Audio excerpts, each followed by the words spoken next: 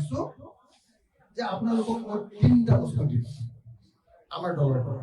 এক, সমান মৰ্যাদা, 2, সমান অধিকাৰ। আমাৰ জিকিলেও অকল ৰাইজৰ দলৰ অধিকাৰ নাথাকিব, সম্পূৰ্ণ ইয়াৰ কাম কাজবিলাকৰ ওপৰত আপোনালোকৰ সমান অধিকাৰ থাকিব। নম্বৰ 2, সমান সা সুবিধা। সাপোজ আমাৰ ইয়ালে অসম দলখনৰ 100টা নামঘৰ আহিব, আপোনালোকৰ পিনৰ পৰাও আমি 50টা নামঘৰ ক্লিয়াৰলি কৈ দিছো। এতিয়া কোনে কোনে কৈ দিছো, মই এই সন্মুখত বহুৱাই কৈছো, তাই প্ৰেক্টিকেল পলিটিক্স ইমান নাজানে। তাই সন্মুখত বহুৱাই কৈ দিছো যে আপোনালোকক সমান অধিকাৰ, সমান মৰ্যাদা আৰু সমান সুবিধা আমাৰ দলৰ তৰফৰ পৰা প্ৰদান কৰা হয়।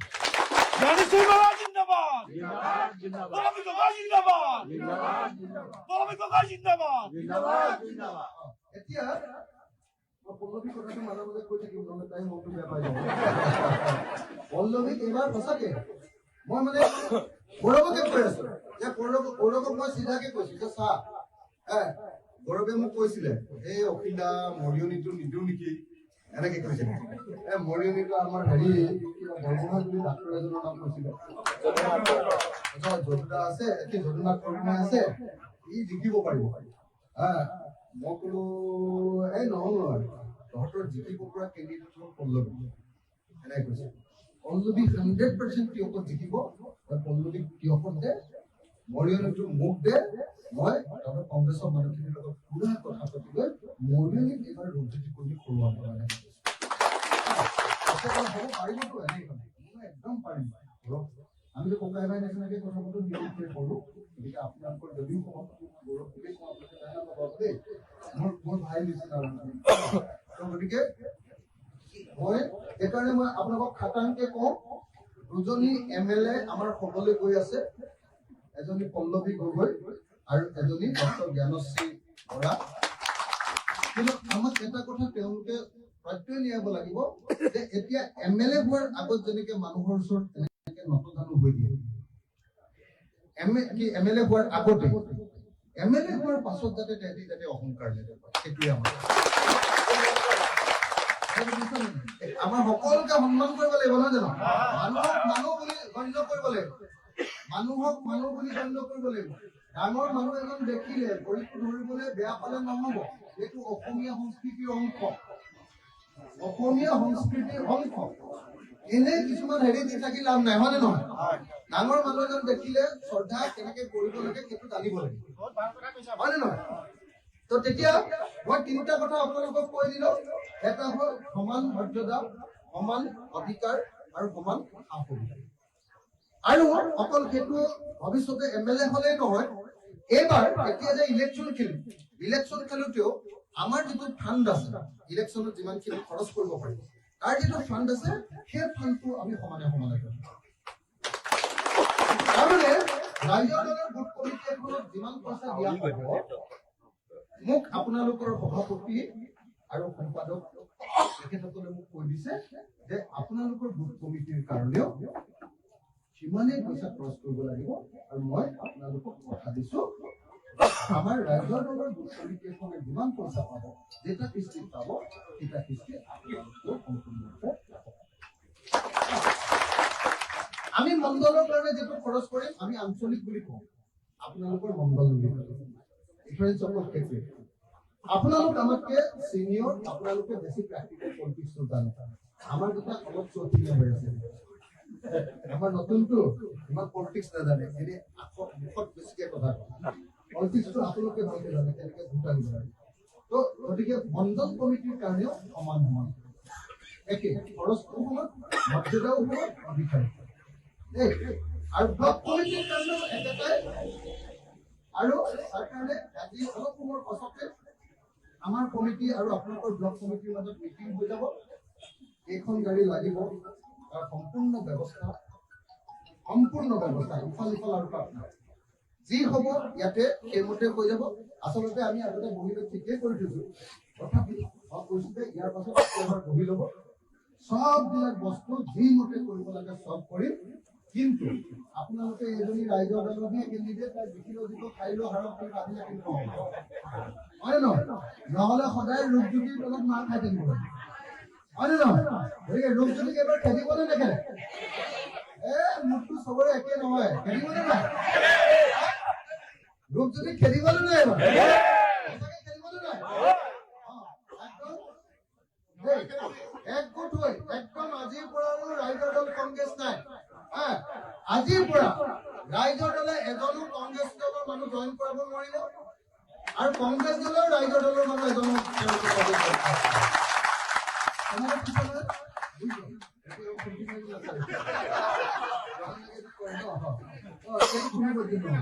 কিন্তু MLA বিলাকৰ 2 নম্বৰ কিন্তু মূল কামটো হ'ল কি সমষ্টিৰ কাৰণে স্পেচিয়েল প্ৰজেক্ট সমষ্টিৰ কাৰণে স্পেচিয়েল প্ৰজেক্ট আনিবলৈ গৈ এয়াই দিয়ে আৰু আপোনালোকৰ দলৰো বহুত MLA CM বিৰাট তেল মাৰিবলৈ মই সদায় এনেকে লেপুটো দেখুৱাই থাকো কিন্তু মই সদায় বেছিকে কাম পাওঁ কেলে জানে নাই জানে যে অখিল গগৈক যদি এটা ডিপাৰ্টমেণ্টে এটা কাম নিদিয়ে তেতিয়াহ'লে সি গোটেই ডিপাৰ্টমেণ্টটো গোটেই 126টা সমষ্টিতে এনেকুৱা দিগদাৰ কৰিব যে সেই ডিপাৰ্টমেণ্ট সেইটো মন্ত্ৰীয়ে চলোৱাটোৱে দিয়ে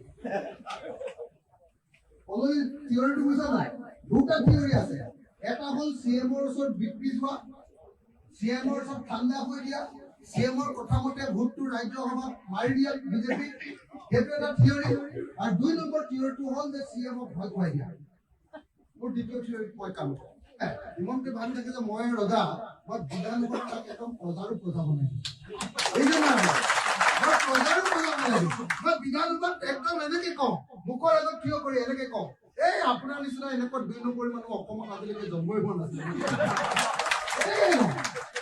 এইবাৰ মোক দম দিছিলে মই ক'লো মই 36 বাৰ জেল গৈছো কংগ্ৰেছে মোক 10 বাৰ জেল দিছিলে বিজেপিয়ে মোক 16 বাৰ জেল দিছিলে কিন্তু একবাৰৰ কাৰণে মোক পুলিচে এক পিটনো দিয়া নাছিল কিন্তু আপুনি দুবাৰে জেল গৈছে 2 বাৰে আপোনাক কাপোৰ খুলি আৰু বেছিকে কৈছিলো আৰু নহ'ব আপোনাক কাপোৰ খুলি এনেকুৱা ৰাম পিটন দিছিলে মনত আছেনে নাই বুলি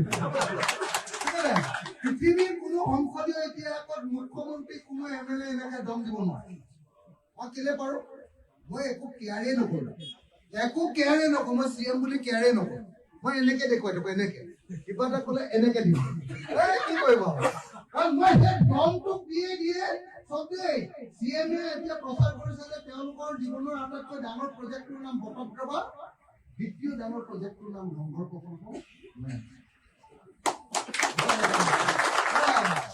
তেল মাৰি কোনেও বস্তু দিব পৰা নাই MLA যিকেইটা ৰাজ্যসভাত ভোট কৰিছিলে AIDFৰ সববিলাক চেল খাই গৈ এতিয়া মই উল্টাই মোৰ সমষ্টি অন্ততঃ কংগ্ৰেছৰ 13টা সমষ্টি ল'বলৈ সক্ষম হয়নে নহয় এই যে এটাৰ পৰা 13টা সমষ্টিত খেলিলো 13টাৰ পৰা অতি কমেও 8টা জিকিলো 13টাৰ পৰা অতি কমেও 8টা জিকিলে গতিকে এইবাৰ 1ৰ পৰা 8 হ'ব কংগ্ৰেছ 29 আছিলে কমি গৈ আৰু 6টা মানুহ বেলেগত জইন কৰিছিলে 23 হৈছিলে এতিয়া 23ৰ পৰা আমি কংগ্ৰেছক 56-60 ভিতৰত আনিব পাৰিছোঁ তেতিয়াহ'লে আমাৰ থাকিব জাতীয় পৰিষদৰ থাকিব CPFৰ থাকিব APSLC দুটা জিকিবই কনফাৰ্ম কাৰ্বি আংলঙত জিকিবই আমি চৰকাৰ 70-75খন আসন লৈ আমি এইবাৰ চৰকাৰ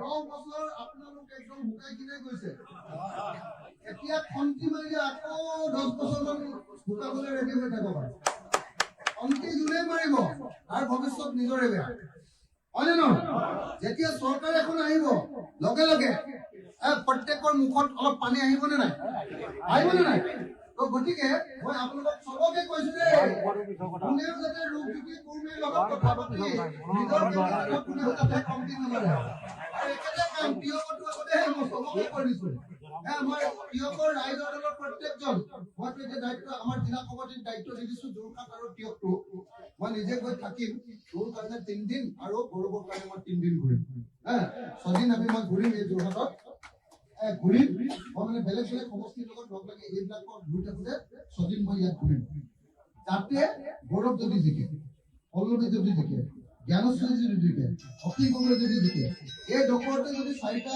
চিৰিয়েলি জিকি যায়, এই 4টা যদি বিধানসভা সমষ্টিত থাকে, চৰকাৰ বনালেতো যদি বনালোৱে, হয়নে নহয়? এখন কেনেকুৱা মজবুত চৰকাৰ হ'ব?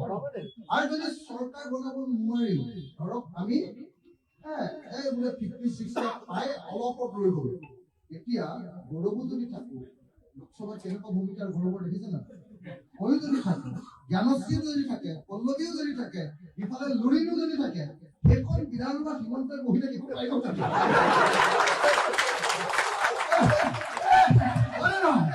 গৰমকে আহি টকা দিছে হ'ব নাই?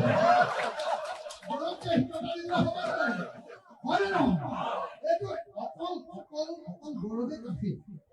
গৌৰৱক কিমান দিছে, কেনেকুৱা ভয় কৰে, পাকিস্তান কি উলিয়াবলৈ চেষ্টা কৰে, তাৰ বোমা এটা ফুটিছে নেকি? হিমন্তৰ বোমাটো এটাও ফুটা নাই, হয়নে নহয়? তাৰ বোমা নুফুটে, আমাৰ তাৰ বোমাৰ কোনো কাম নাই, আমি হলো গেৰিলা যোদ্ধা, হয়নে নহয়? মই সেইদিনা মোক গৌৰৱে সুধিছে, ডিব্ৰুগড়ত 5 ঘণ্টা একেলগতে বহি আছো, ভাত খাইছো, চাহ খাইছো, কথা পাতিছো, গালি পাৰিছো, হাঁহিছো, মৰম কৰিছো, খং কৰিছো। 5 ঘণ্টা যেতিয়া আছো, 5 ঘণ্টা থাকোতে মোক সুধিছে, অখিল দা আমি চৰকাৰ কৰিলে কি কি কৰিম? মই কৈছো, মই চৰকাৰ কৰিলে তোৰ লগত যদি থাকো 5টা কাম কৰিব লাগিব। কৈছে কি কি কাম? মই কৈছো 5টা। 1, অসমৰ সকলো পথাৰ বছৰত 3বাৰ খেতি কৰাৰ পথাৰত পৰিণত কৰা।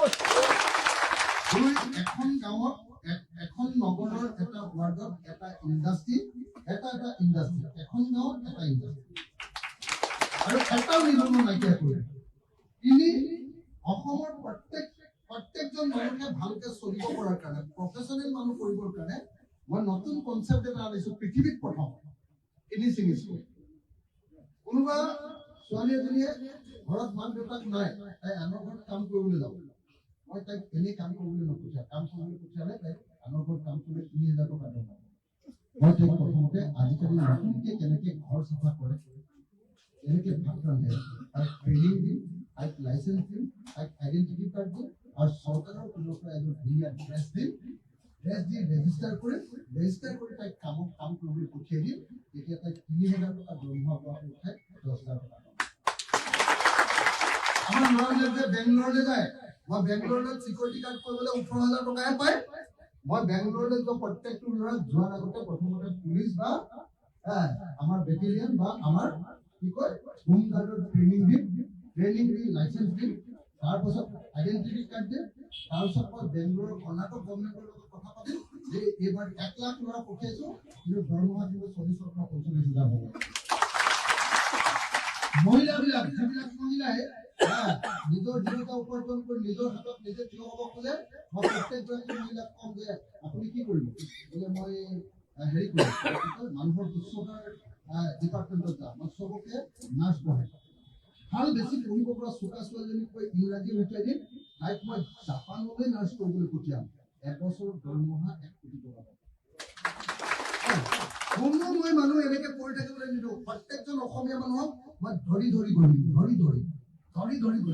একজন মানুহ দুখীয়া থাকিব নোৱাৰিব, একজনো নিবনুৱা থাকিব নোৱাৰিব, চবকে কাম দিম। মই এই 3টা প্ৰজেক্ট যেতিয়া গৌৰৱক দিছো, কি কৈছে বাহ মজা, এইটো কৰিব পৰা যাব। 3টা। তাৰপিছত মই কৈছো সব স্কুল বিলাকত একদম অলপ আগতে যে মই কেনেকৈ কোৱালিটি এডুকেশ্যন হ'ব লাগিব, মই প্ৰত্যেকখন স্কুল চেঞ্জ কৰি দিম বুলি কৈছো। আৰু প্ৰত্যেক মোৰ মা, মই যেতিয়া হস্পিটেলত যাওঁ তেতিয়া মই যেনেকুৱা ট্ৰিটমেণ্ট পাওঁ, VIP ট্ৰিটমেণ্ট পাওঁ, মোৰ গাঁৱৰ প্ৰত্যেকজন মানুহে যাতে তেনেকুৱা ট্ৰিটমেণ্ট পায়, মই এই 5টা কথা কৈছো, quality education, quality health care আৰু এই 3টা। মই বেছি দীঘলীয়াকৈ ক'লো, আপোনালোকক আৰু বেছি দীঘলীয়া নকওঁ, বাকী প্ৰেক্টিকেল কথাকেইটা ইয়াৰ পাছত ইয়াৰ ভিতৰত থাকি গোটেইকেইটা আমাৰ ব্লক কমিটি, আমাৰ ডিষ্ট্ৰিক্ট কমিটি, আমাৰ কেণ্ডিডেট আৰু আমাৰ যিসকল লিডাৰ আছে তেওঁলোকৰ লগত বহি ইতিমধ্যে আমি কৰিয়ে থৈছো কি কি কৰিব লাগিব সেইখিনি কৰি, আৰু আজিৰ পৰা যিমানখিনি গাড়ী লাগে, যিমানখিনি এইটো লজিষ্টিক ছাপোৰ্ট লাগে, ক'ৰবাত গাড়ী লাগিব, ক'ৰবাত তেল লাগিব, ক'ৰবাত বাকীখিনি সা সুযোগ লাগিব, যিমানখিনি লাগে চব ব্যৱস্থা আজিৰ পৰা হৈ যাব। আপোনালোকে আজিৰ পৰাই এই সা সুবিধাখিনি পাব। মাত্ৰ বহি লৈ আমি গোটেইখিনি ফৰ্মুলেট কৰি লওঁ, ৰাইজৰ দলক যিমান সা সুবিধা দিয়া হ'ব আপোনালোককো সমান সুবিধা দিয়া হ'ব। কেতিয়াবা যদি ক'ৰবাত দেখে যে নহয় কম হৈছে, মোৰ নাম্বাৰটো মই দি যাম, সেই নাম্বাৰটোত আপোনালোকে মোক ফোন এটা কৰি দিব, এইটো অকণমান অসুবিধা হৈছে, আপোনালোকে 2 ঘণ্টাৰ ভিতৰত এই সুবিধাখিনি পাব। আপোনালোকে সকলোকে আকৌ এবাৰ মৰম জনাইছো, শ্ৰদ্ধা জনাইছো, সন্মান জনাইছো। মোৰ নিজৰ ঠাই এখন, নিজৰ মাতৃভূমি, সকলোকে অনুৰোধ জনাইছো যে এইবাৰ আপোনালোকে সেই সুযোগ বুলি ভাবক। আকৌ যদি ৰূপনীতি কৰি জিকিবলৈ হয়, বুজিছে নাই? আকৌ যদি ৰূপনীতি কৰি জিকিবলৈ হয়, হয়নে নহয়? আকৌ যদি বিজেপি চৰকাৰ হ'বলৈ হয়, তেতিয়াহ'লে আৰু পৃথিৱীৰ তেলটো শুনি ৰ'দত ৰৈ থকাই ভাল হ'ব, হয়নে নহয়? সেইকাৰণে আপোনালোকে সকলোৱে মিলি এইবাৰ আমি আহক, সকলোৱে এটা কথা কওঁ যে আমি সকলোৱে মিলি এইবাৰ বিজেপিক পৰাভূত কৰিম। সেইবুলি মই এটা শ্লোগান দিম দেই, মই অলপ বেছিকে শ্লোগান দিওঁ, আপোনালোকে বেয়া নাপাব।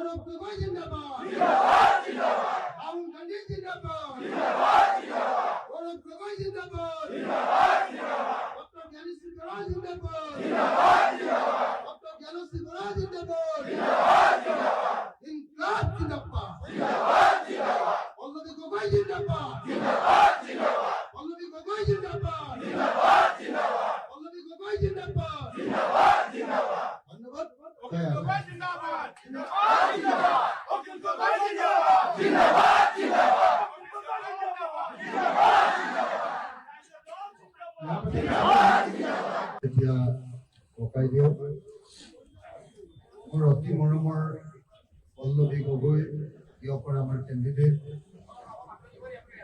আমাৰ কংগ্ৰেছৰ সকলো বিষয়ববীয়া, মই এজনকে নাম কৈ থাকিলে বহুত দেৰি হৈ যাবৰ কাৰণে ব্লক কংগ্ৰেছৰ সকলো বিষয়ববীয়া, আমাৰ যিমানবিলাক আমাৰ মণ্ডল কংগ্ৰেছৰ সভাপতি, সম্পাদক আৰু বিষয়ববীয়া আহিছে, তেখেতসকল বোধহয় আপোনালোকৰ বিভিন্ন চেলৰ ব্যক্তিবৰ্গও আহিছে, যেনেকে ধৰক সাধাৰণ জাতি পৰিষদৰ অল আছামৰ প্ৰেচিডেণ্টে আহিছে, এনেকে ধৰণে আমাৰ যিমানখিনি আছে, মাইনৰিটি চেল আহিছে, হয়তো OBC চেল আহিছে, মাইনৰিটি চেল আহিছে, OBC চেল আহিছে, আমাৰ মহিলা কংগ্ৰেছৰ নেতৃবৰ্গ আটাইবিলাক ইয়াত বহি আছে। মই সকলোৰে প্ৰতি শ্ৰদ্ধা জনাইছো আৰু লগতে মোৰ মৰমৰ ভণ্টি জ্ঞানশ্ৰীলৈ মৰম জনাই আৰু আমাৰ ৰাইজৰ দলৰ যিসকল নেতৃবৰ্গ আছে তেওঁলোকৰ প্ৰতি মৰম জনাই মই চমুকে কেইটামান কথা পাতিব বিচাৰিছো।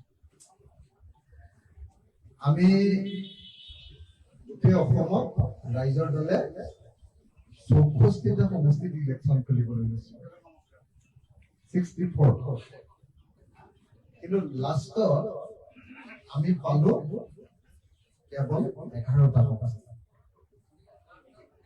মই এইকাৰণে এই কথাটো কৈ লৈছো যে আপোনালোকৰ ভিতৰতো একদম জুই একুৰা চলি আছে। মৰিয়নি সমষ্টিটোত খেলিবৰ কাৰণে মৰিয়নি বহুদিন আপোনালোকৰ পৰা যোৱাই এজন মানুহে আৰু তেওঁলোকৰ পৰিয়ালে 35 বছৰ শাসন কৰিছিল। এই পৰিয়ালটোক আপোনালোকে সকলো দিছিল, তাৰপিছত আপোনালোকৰ কংগ্ৰেছৰ পৰিয়ালটোক সম্পূৰ্ণ বিশ্বাসঘাতকতা কৰি সেই মানুহজনে এতিয়া সদায় প্ৰত্যেক দিনাই কংগ্ৰেছক তাচ্ছিল্য কৰে। তেওঁ খেলিবৰ কাৰণে নিশ্চয় আপোনালোকৰ ভিতৰত সকলোৰে ভিতৰত এটা জুই জ্বলি আছে, কিন্তু সেই খেলাৰ সুযোগটো আপোনালোকে এবাৰ লাভ নকৰিলে কোনে কোনে কংগ্ৰেছ দলৰ তৰফৰ। সেইকাৰণে নিশ্চয় আপোনালোকৰ সকলোৰে মনত দুখ মই জানো যে এটা সমষ্টি এৰি দিবলগীয়া হলে কিমান হাজাৰ হাজাৰ কৰ্মীয়ে, সেইকাৰণে মই প্ৰথমতে আপোনালোকক এই কথাটো প্ৰথমতেই মনত পেলাই দিছো যে আমি 64টা সমষ্টিত কুচকাৱাজ কৰি মাত্ৰ 11+2 13টা সমষ্টিত ইলেকশ্যন খেলিছো আৰু সেইটো বেলেগ একো স্বাৰ্থত নহয়। এইবাৰ আমি অসমৰ পৰা বিজেপিক দলিয়াই ব্ৰহ্মপুত্ৰত এইবাৰ আমি গৌৰৱ গগৈ অখিল গগৈ, লুৰিণজ্যোতি গগৈ, শিৱপ্ৰকাশ তালুকদাৰ, আমাৰ যিমানখিনি JI কাঠাৰ আটাইবিলাকে এইবাৰ একদম সংকল্প লৈছো যে উজনি অসমখন মোটামুটি আমি গৌৰৱ, মই আৰু লুৰিণ যেতিয়া লগ লাগিলো মোটামুটি উজনি অসমখন বিজেপিক এবাৰ আমি চাফা কৰি দিম বুলি ভাবিছো। আমাৰ লগত দুজনী কেণ্ডিডেট আছে, পল্লৱী গগৈ মোৰ ভণ্টি আৰু আপোনালোকৰ এগৰাকী উদীয়মান আৰু শক্তিশালী নেত্ৰী। মই আপোনালোকক আজিয়ে নিশ্চয়তা প্ৰদান কৰি দিছো যে পল্লৱী প্ৰিয়কত জিকাটো 100%। মই আজি অনুভৱ কৰিছো যে কুৰ্মী পৰিয়ালক খেদিবৰ কাৰণে আমাৰ মৰিয়নি সমষ্টিৰ সকলো মানুহ একলগ হৈছে। হয়নে নহয়? 35 বছৰ চাওক দেই, 35 বছৰ মনত ৰাখক, মাকে 15 বছৰ, পুতেকে 20 বছৰ। 20 বছৰ আৰু 15 বছৰ শাসন কৰাৰ পাছত মৰিয়নি সমষ্টিত কিবা এটা অনুষ্ঠানৰ নাম কম যিটো তেওঁলোকৰ পৰিয়ালে আনি আমাৰ মৰিয়নিক শক্তিশালী কৰে। আৰু এনেকুৱাও নহয় যে তেওঁ বিৰোধী দলত আছে।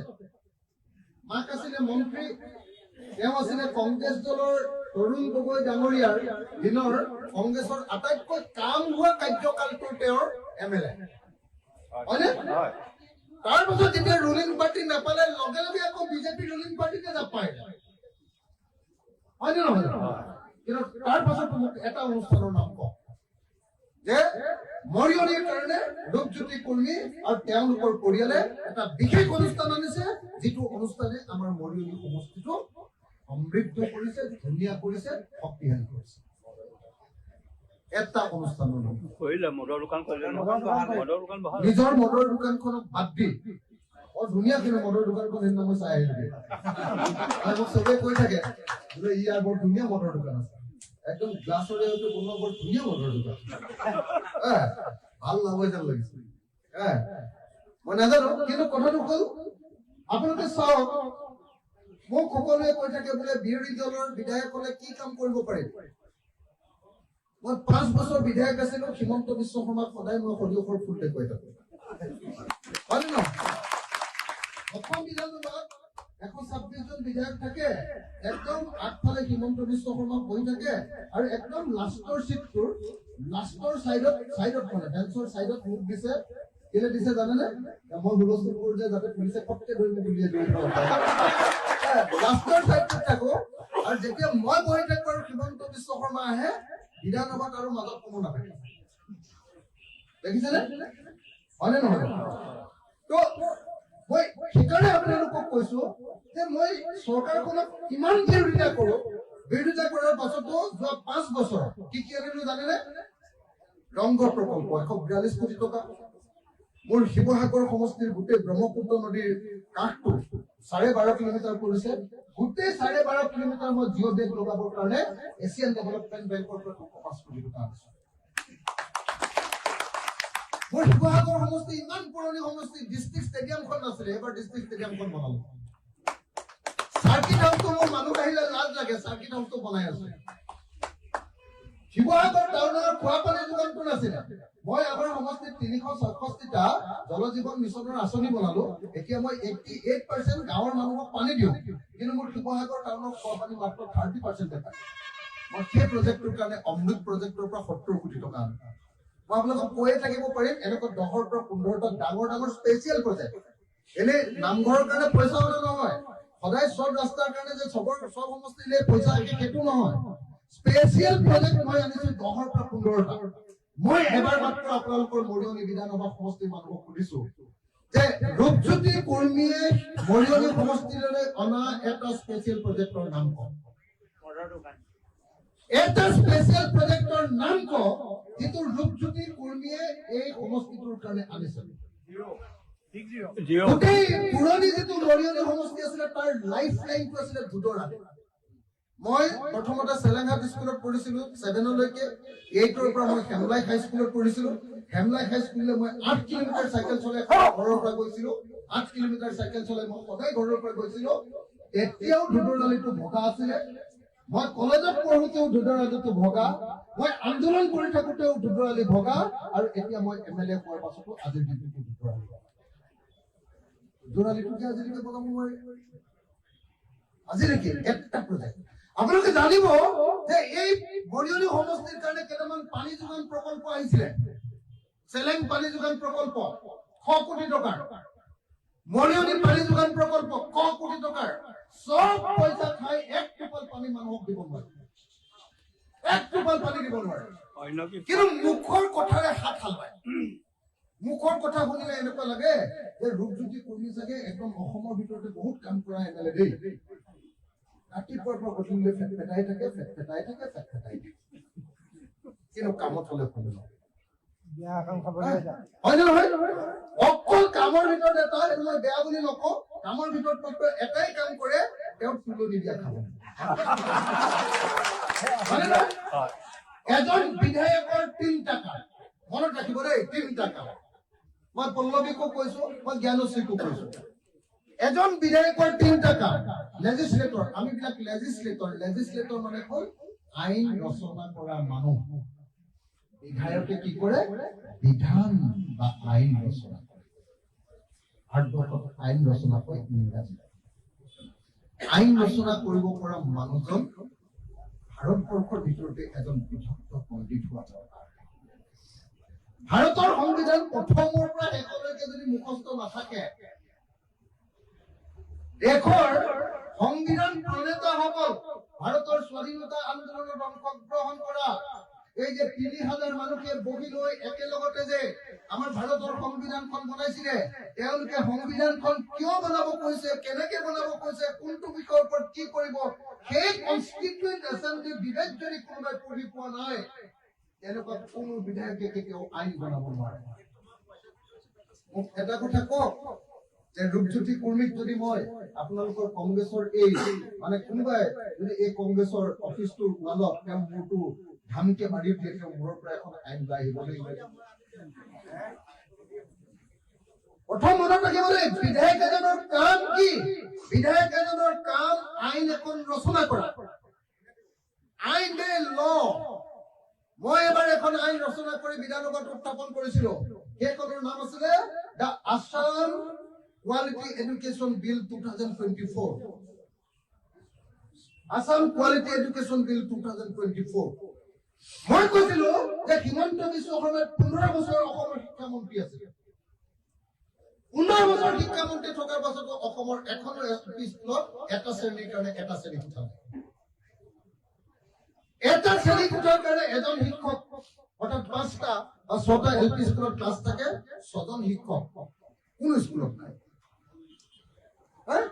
কোনো শিক্ষকক ৱৰ্ল্ড ক্লাছৰ পঢ়ুৱাবৰ কাৰণে ভালকে আমাৰ ল'ৰা ছোৱালীক একদম আমেৰিকাৰ নিচিনা ল'ৰা ছোৱালীক পঢ়ুৱাৰ নিচিনাকে পঢ়াবৰ কাৰণে এজন শিক্ষককো ট্ৰেইনিং দিয়াৰ কোনো ব্যৱস্থা।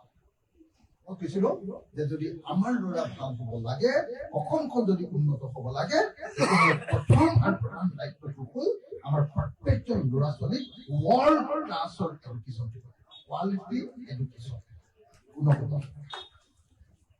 মই ৰূপজ্যোতি কুৰ্মীক যদি কওঁ যে আপুনি কোৱালিটি হেল্থ কেয়াৰ আইন এখন মোক বনাই দিয়কচোন, কিবা মাথা মুণ্ড বুজি পাব? আপুনি কওক, কিবা মাথা মুণ্ড বুজি পাব?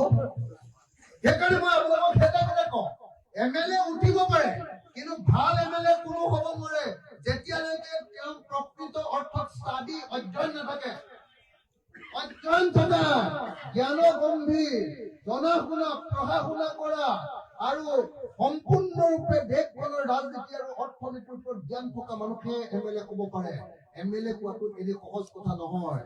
ৰূপজ্যোতি কুৰ্মীয়ে উৰুলি দিব পাৰিব পাৰে, ৰূপজ্যোতি কুৰ্মীয়ে তুলনি বিয়া খাব পাৰিব পাৰে, ৰূপজ্যোতি কুৰ্মীয়ে ফাটলামি কথা ক'ব পাৰিব পাৰে, ৰূপজ্যোতি কুৰ্মীয়ে অসমৰ শিক্ষিত মানুহক অপমান কৰি হীৰেণ গোহাঁইক বেয়াকে ক'ব পাৰে, ডক্টৰ হীৰেণ গোহাঁই ছাৰক বেয়াকে ক'ব পাৰে, কিন্তু ৰূপজ্যোতি কুৰ্মীয়ে বিধায়কৰ প্ৰথম যিটো কাম আইন ৰচনা কৰা, লেজিছলেটৰৰ যিটো কাম বিধান ৰচনা কৰা, সেই কামটো জীৱনত কেতিয়াও কৰিব নোৱাৰে।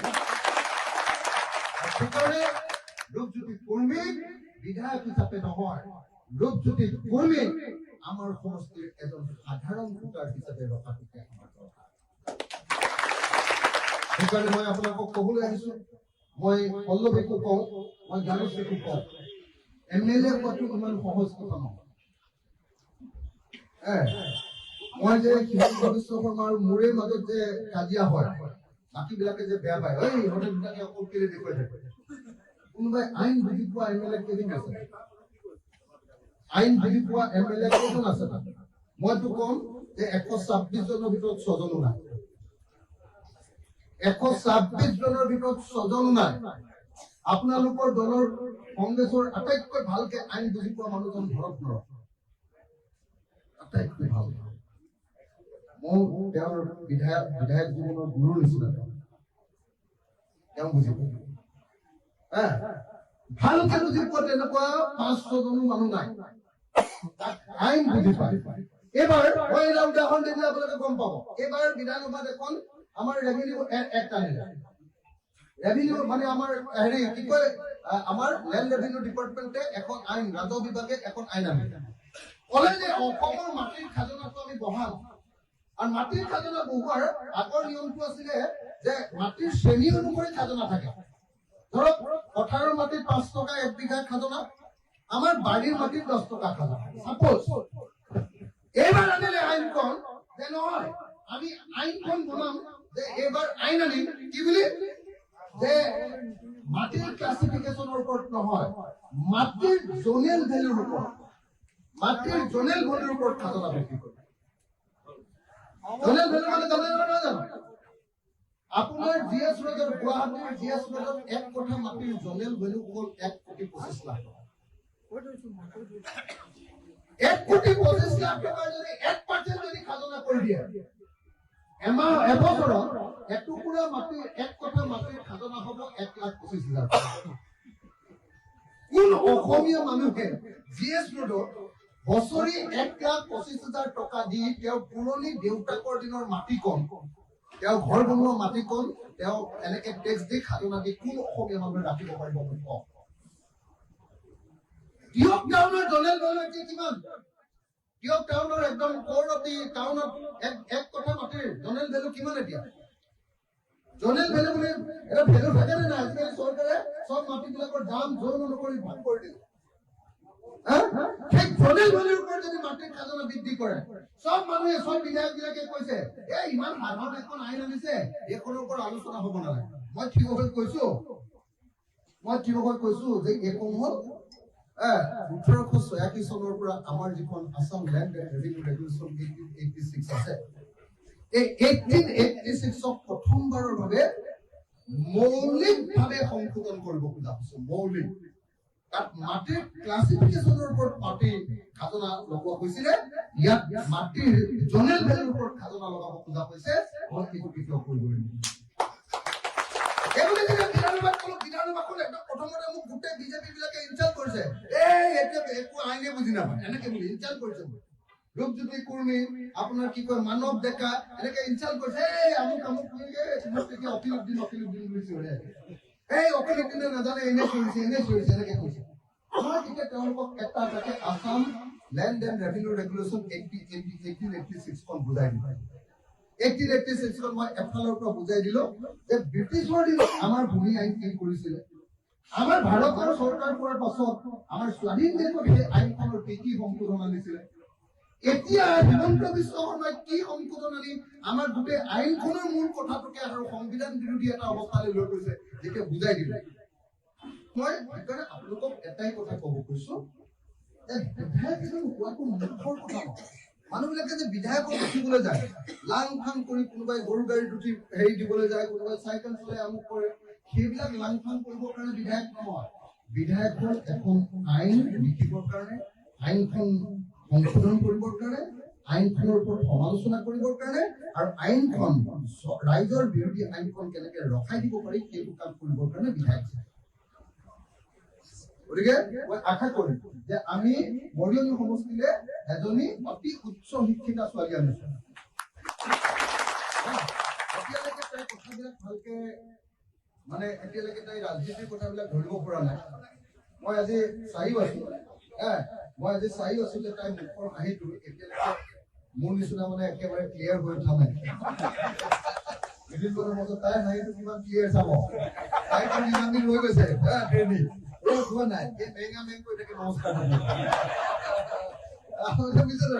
সেইকাৰণে মই কৈছো যে তাইক মই মানে এতিয়া জুই শালত বহাই আছো কমাৰ শালত ধৰিম যাতে কমাৰ শালত তাই সঁচাকে গা কৈ বনাব পাৰে তাৰ কাৰণে গঢ়িবৰ কাৰণে চেষ্টা কৰিম আপোনালোক সকলো কংগ্ৰেছৰ জ্যেষ্ঠ কৰ্মী গোটেইবিলাক আছে আপোনালোকে দীৰ্ঘদিন ধৰি অসমৰ সংসদীয় ৰাজনীতিত কাম কৰি আছে আপোনালোকে আমাতকে বহুত বেছি জানে আমি নতুন মানুহ প্ৰেক্টিকেল পলিটিক্স আপোনালোকে আটাইতকৈ ভালকে জানে মই আশা কৰিম আপোনালোকে আমাৰ জ্ঞানশ্ৰীক আপোনালোকে মৰম কৰিব জ্ঞানশ্ৰীক শিকাই বুজাই ল'ব জ্ঞানশ্ৰীক আগবঢ়াই লৈ যাব তাইক আপোনালোকে প্ৰেক্টিকেল পলিটিক্সটো শিকাই দিয়ক মই তাইক কেনেকে বিধানসভাত আইন সংশোধন কৰিব লাগে আইন লিখিব লাগে সংবিধান কেনেকে পঢ়িব লাগে আইন কেনেকে পঢ়িব লাগে আইন এখন পঢ়াটোৱে আটাইতকৈ পৃথিৱীৰ টান কাম আটাইতকৈ টান কাম পৃথিৱীৰ আইন এখন পঢ়াটো আৰু বুজি পোৱা আটাইতকৈ টান কাম আটাইতকৈ জটিল ভাষাত আইনে লিখা হ'ব